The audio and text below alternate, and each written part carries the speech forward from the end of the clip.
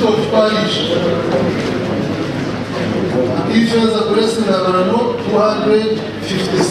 Zibadde essawa 7 n'ekitundu ogw'ekiro kikeesezza olunaku olwaleero akulira ebyokulonda ekisolo Nayebale Daniel n'alangira Grace Akifeeza Ngabirano atalina kibiina mw'ajjidde kumbako omukyala omulonde owa disitulikiti y'e Kisoro. Accordance with section 72 of the Parliamentary Elections Act, Cap 177, declare Akifeeza, who has obtained the largest number of votes, winner and district woman representative parliament so electoral district.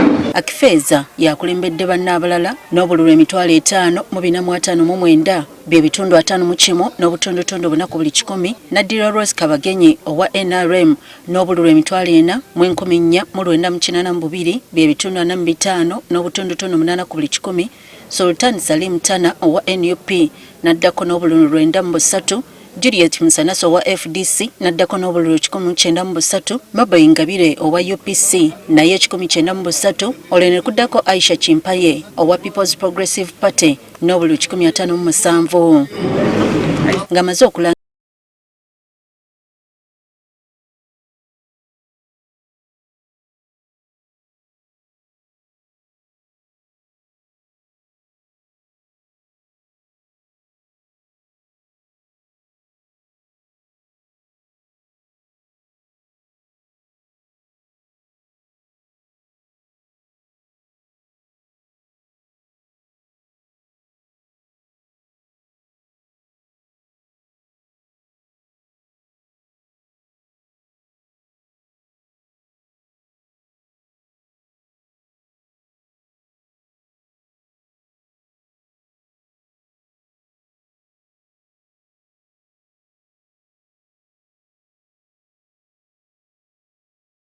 nga atajjidde mu kibiina kyonna yawangudde kiraga nti NRM erina obuwagizi buyitirivu ekisolo boogeraageranya n'abali ku ludda oluvuganya. We have tested what the opposition can be in Kisoro by having two candidates, one flag bearer, the other leading.